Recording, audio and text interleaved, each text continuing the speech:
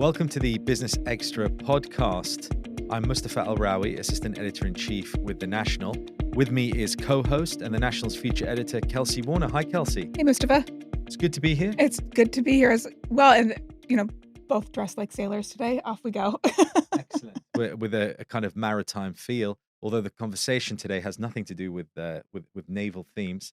It's more about carbon trading and very much how in the last few years in particular with the drive to net zero, post-Paris climate deal, how different tools are becoming popular, not just for corporations, but individuals as well, to offset some of the carbon emissions that they cannot necessarily reduce. Exactly. And Abu Dhabi made news in the past couple of weeks because ADGM, its financial center, announced that it had partnered with AirCarbon Exchange to create the world's first regulated carbon trading exchange, which I think got us here in the newsroom to pop our heads up and say, carbon markets, something we've talked about for the last couple decades, as you pointed out prior to us starting recording here. But I think it's an idea whose time has arrived, and it's time to better understand it and come to grips with what it is and how it works. Well, I'm definitely interested in hearing more about where this goes, and also maybe to the uninitiated to go through a little bit of the history as well. But before we do that, I'll ask you to subscribe to this episode if you can. So thank you very much for that. Okay, now the housekeeping's out of the way. I want to introduce William Pazos, Bill Pazos, the co-founder and managing director of AirCarbon Exchange. He's joining us from London. Bill, thanks for joining us. Thank you so much for having me. Your business, you're sitting in London, but it's a business that is working in Abu Dhabi. It's working in Brazil. It's working in Canada. It's very much a global business. And does that represent at the moment where the carbon trading market is? Yes, I mean the trading is very centered around Europe. Europe has sort of blazed the trail for the carbon markets from its early days, but the supply of credits is very much global, and you can basically follow where the world has more forests to save. That's where you're going to see a lot of activity. I mean, I think your answer was great. You reached a natural conclusion, but maybe we can also pick up on the fact that, what is, maybe you can also, explain for me, what is carbon trading also? Sure. Well, I think that I'll give you a little, excuse me, I'll give you a little background in terms of how carbon markets sort of developed, and that will sort of set the stage, and then we can go into what actually carbon trading is. So the origins of the carbon markets go way back to 1992 at the Earth Summit in Rio, and that was the first time that countries got together and agreed in unison that climate change, one, existed, and two, that it was a result of human activity. And it wasn't actually until '97 on the Kyoto Protocol that those same countries came with a blueprint or a solution as to how they were going to tackle this problem. And that's sort of the origins of carbon trading. And what's interesting is that it was the United States, even though the United States has been sort of not a big participant in the carbon markets, but it was the United States at that time that promoted the idea of carbon trading. Because for those of us that have a little bit more gray hair, maybe recall the acid rain in the United States. That was cured. That problem was cured by creating a cap and trade scheme around SOx and NOx emissions in the electricity markets. And so the United States proposed this idea, well, if we want to mitigate and reduce the amount of carbon that's going into the atmosphere, why don't we create a cap and trade scheme so that we can sort of naturally progress to a lower carbon emissions, as they saw in the SOx and NOx business. So what is carbon trading? And so the carbon trading, the way it works is you have a company, and let's just say that company is emitting 1 million tons a year. So you cap their emissions, let's say, at 800,000 tons. So next year you can only emit 800,000 tons. So they have a problem, right? They have to reduce their emissions by 200,000 tons. Now let's say that they're very successful and they reduce their emissions to 700,000 tons, right? So now they've actually reduced their emissions over and above what their requirements. So they have a surplus of 100,000 tons. Now there might be another company that is trying to reduce their emissions, but they can only reduce their emissions down to, same example, let's say to 900,000. So they have a 100,000 ton problem. And so that company that was able to overshoot its goal can sell that excess to the second company. And so you create this carbon market. In order to sort of the carbon market, then in order to grease the wheels of the carbon markets, these companies may or may not be able to reduce their emissions to the level that they need to be reduced internally. So obviously, if you are Etihad, for example, you can't stop flying, so you can't stop emitting. So the carbon market allows Etihad to find the cheapest way of reducing a ton of carbon.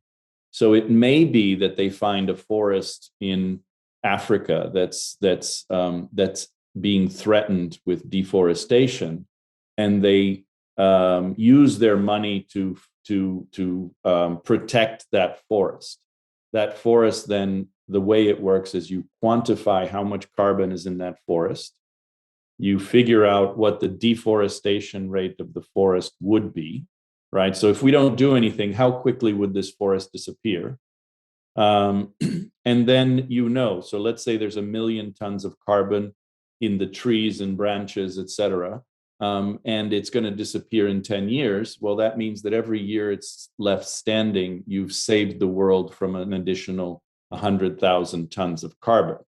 So you get that process registered, and there's registries that issue you a carbon certificate that says you've saved those 100,000 tons, and those can be used by Etihad to net reduce their emissions. So they don't need to do it internally; they can do it elsewhere. So the big advantage of the carbon markets is that it allows the economy to sort of grow, but at the same time, it incentivizes the investment in reduction of carbon at its most efficient levels. So I'm sorry if it was a little too long-winded, but it was a very good explanation, actually. Okay, but what you describe almost sounds too good to be true. That's a beautiful virtuous cycle that we just heard about, and it sounds though like, and I know that this was why this was controversial in 1997 when Kyoto introduced a carbon market concept, and then again in 2015 when Paris Agreement actually put it in. These continue to be controversies because it essentially acknowledges the existence of carbon going into the air. It acknowledges the existence of greenhouse gas emissions, and also it seems to create a paradigm where just if you follow the rules, you'll hit your target. But how does this actually pull carbon? How does this actually pull the greenhouse gases out of the air? How does this lower emissions? I mean, I'd add to that to kind of say, um, and maybe this is unfair, but I would add to say why hasn't carbon trading been kind of more successful? Essentially, it's such a good idea. Like, why in the real world hasn't it become sort of everywhere?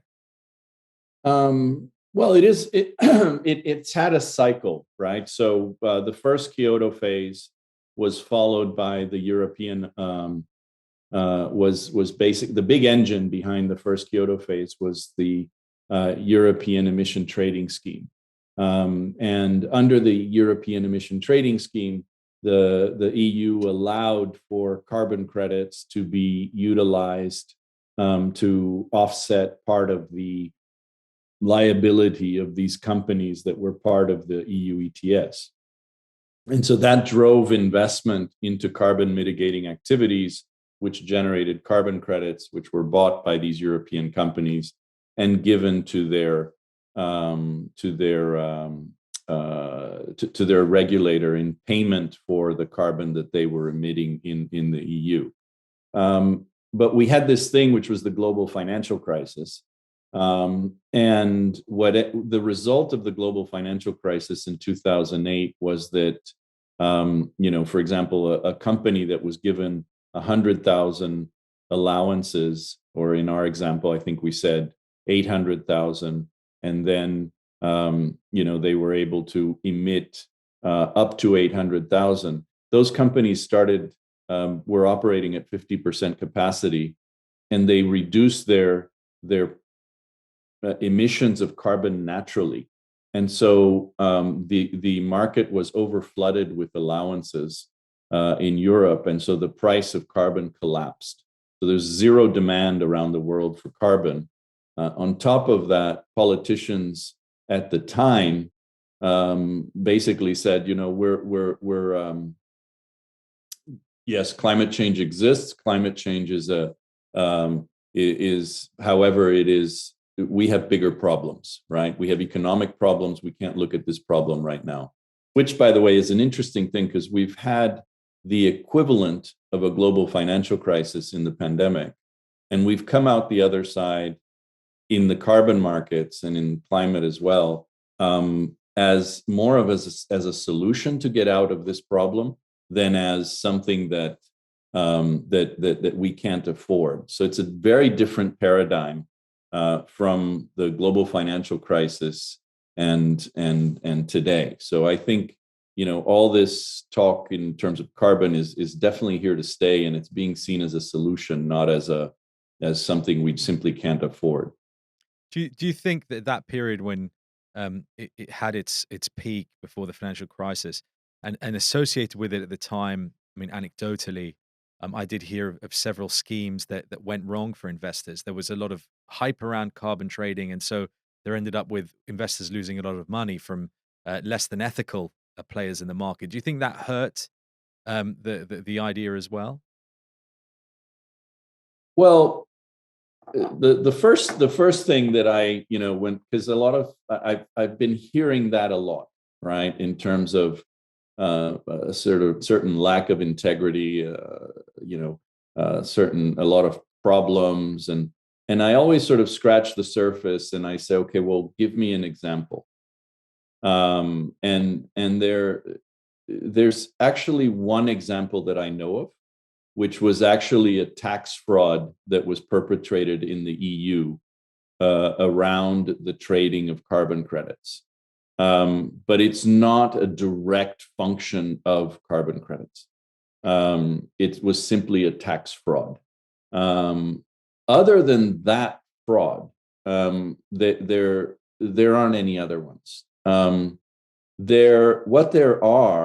for you to get a carbon credit, you have to take all of the information of the underlying project, take it into a registry, and go through a rigorous process of following the methodology, which is a blueprint on how to get to the point where you get carbon credits, measuring, etc., with auditors that are independent to yourself and all this other stuff. It's a costly and very transparent process. And then you end up with the carbon credit. So there's literally no example of fraud in those processes. What there is in the market is a library of methodologies that you follow to generate carbon credits that were put forth by the UN during the first Kyoto phase, that when judged with the knowledge that we have today, do not have environmental integrity, right? So you would get carbon credits back in 2004 for putting up a solar project in Vietnam. And if you look at that transaction today, you say, well, they shouldn't have gotten carbon credits for that activity because it was not additional, meaning carbon credits were not instrumental in the decision to make the investment. And I'll agree with that. But the rigor of following the methodology, et cetera, that was followed to the T. So we like every business, like every market, you have to improve the methodologies, become more rigorous over time, and improve. But I don't think there was a lot of fraud or. Sorry, before you jump in, Kelsey, can I just clarify that for those listening? For carbon credits to be issued, a project must demonstrate that it wouldn't have been uh, funded otherwise if there wasn't the associated uh, carbon credit aspect to it. That's exactly right. So that's the concept of additionality. So were carbon credits additional to you making the decision to invest in project X, right? And that's where a lot of the early projects within the Kyoto framework, sort of when we look at them from today's vantage point, sort of fell short, right? What projects would say, for example, let's say you were going to invest in a solar project in Vietnam and you were making an 18% IRR.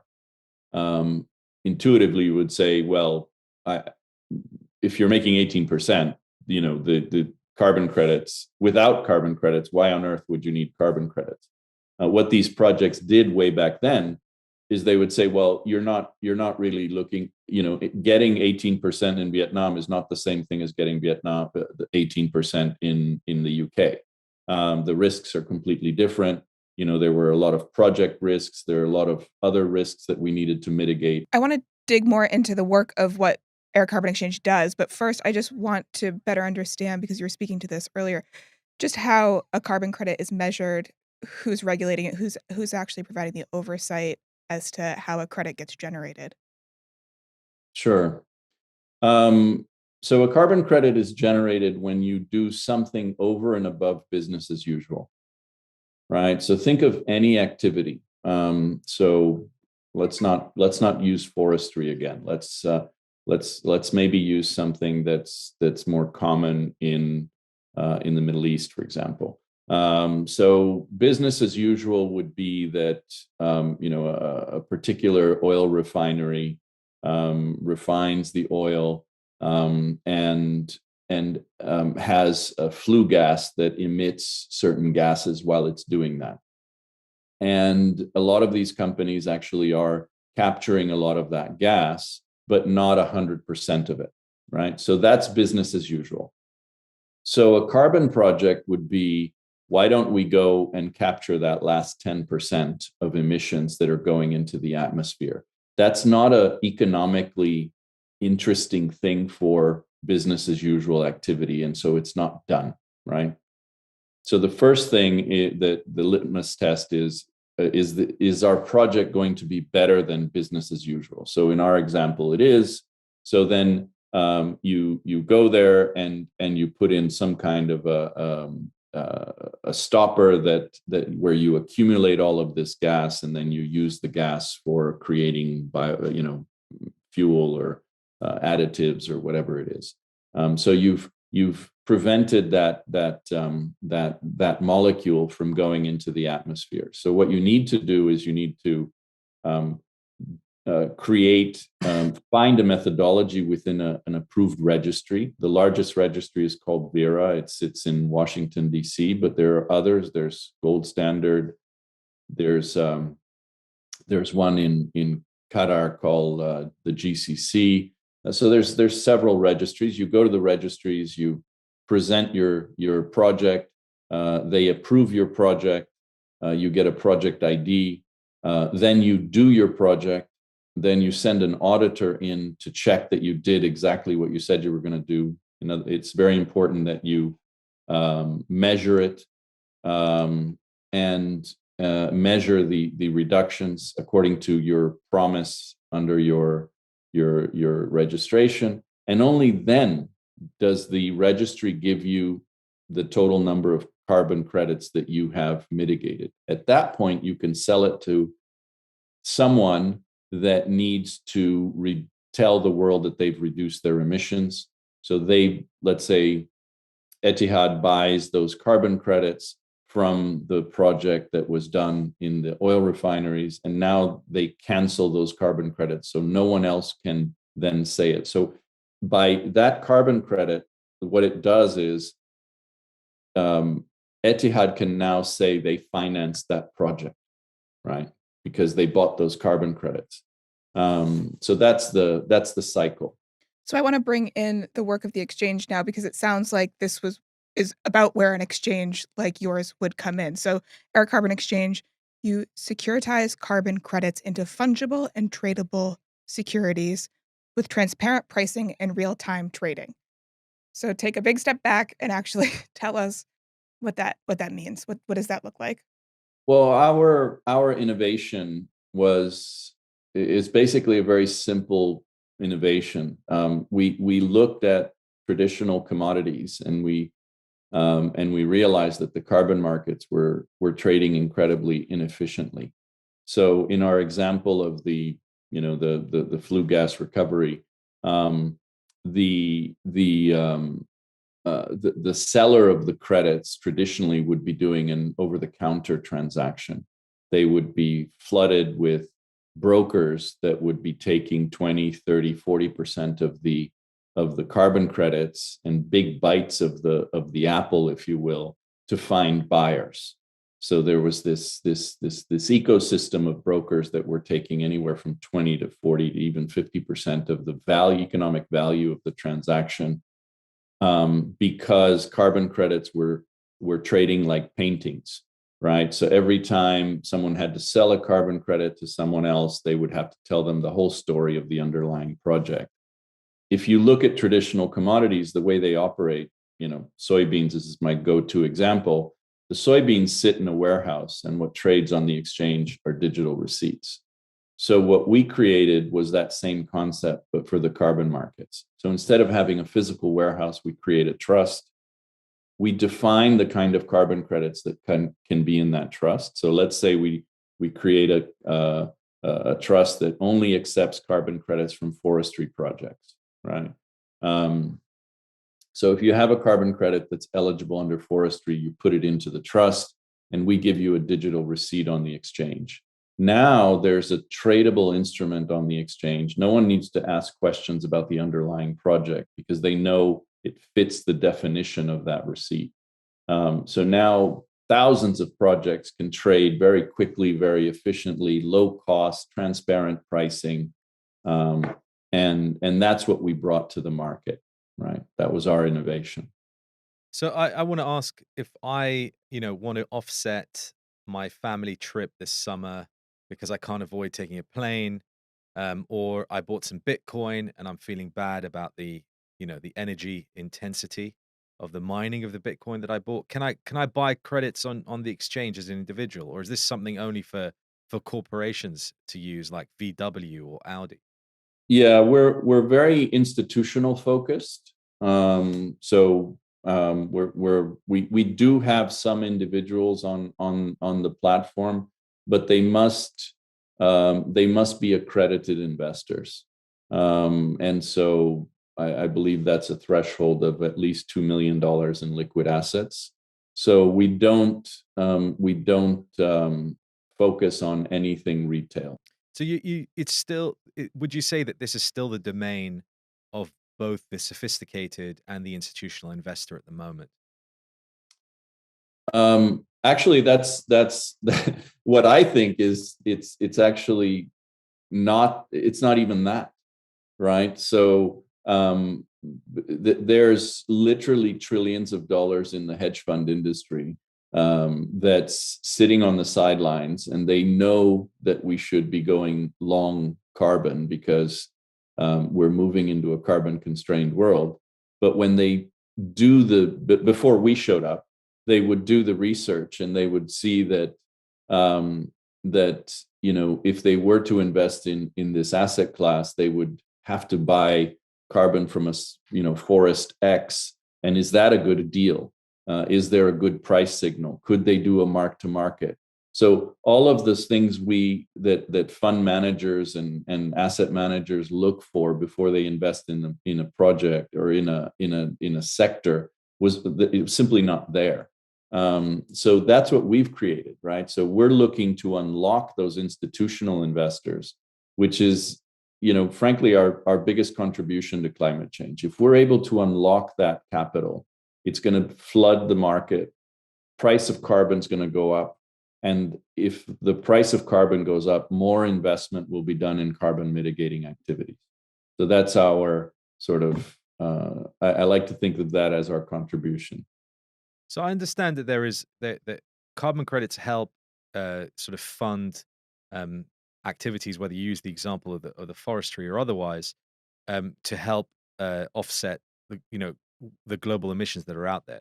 But you also use this phrase "carbon constrained world," and this comes to these commitments, particularly in Glasgow last year, towards net zero, and even the UAE is setting 2050 that will work towards net zero. Now, net zero, as I understand it, and forgive me, I'm not an expert, or I'm telling you something you already know, Bill, but the idea is that you reduce the carbon that you produce, or you find a way to be more efficient when you're producing it. And there are different things that you can do. I mean, obviously, there's you can buy credits that offset that, but that seems to be one tool in the arsenal. You can also do carbon capture. You can also, technology is being developed to literally suck carbon out of the air, but also operations themselves. Whether you talk about an airline running on sustainable fuel would make a big difference. So in a world, if we say that everything's going to go well and carbon is going to be reduced, how does that affect the market for carbon trading down the line if there is less carbon being produced in total? Yeah, I mean, if all goes well, the price of carbon will go to zero because the cost of mitigating a ton of carbon also goes to zero, and we find different fuels. We change our activities. The direct air capture, what you just alluded to, which is commonly referred to as DAC, is a process where you simply capture the carbon molecules out of the atmosphere, maybe solidify them into some kind of biochar of some kind, and then either bury them or put them into cement, which goes into permanent structures. So that's a net reduction in carbon in the atmosphere, and that is the future, right?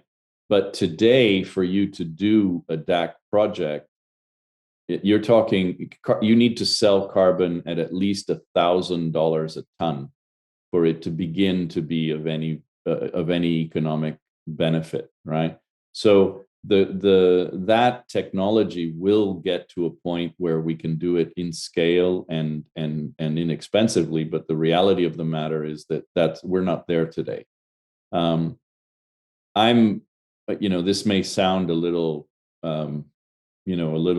sort of negative. I'm very negative in terms of humanity's ability to not reach that 2%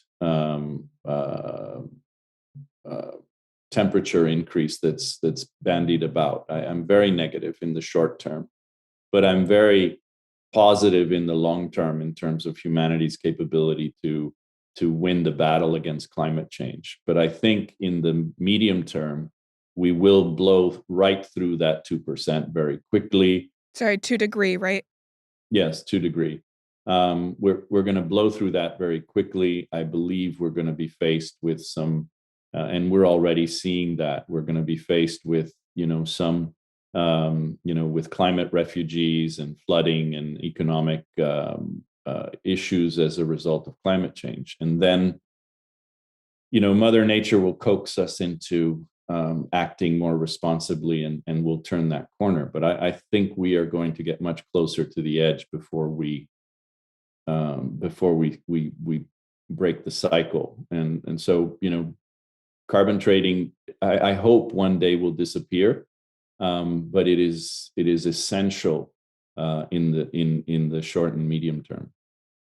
I mean, is it in some ways equivalent to the use of natural gas as a kind of bridging fuel, until we can get enough scale on renewables and we can find alternative, cleaner sources. Even though gas is much cleaner than other fuels, coal, oil, it's still not considered, completely, you know, green. And so in the same way that carbon trading, carbon credits will also be a bridging tool to kind of get us there now while we don't have the other mechanisms in place yet. It's almost like, a couple of weeks ago, the message, I think it was at the Global Energy Forum the Atlantic Council had, which is, don't unplug from the current system until the new system is built. And so is carbon trading sort of a bridge to that new system until we get there? Yeah, I believe it smooths the transition, right? So what's important is that countries push the cap down over time.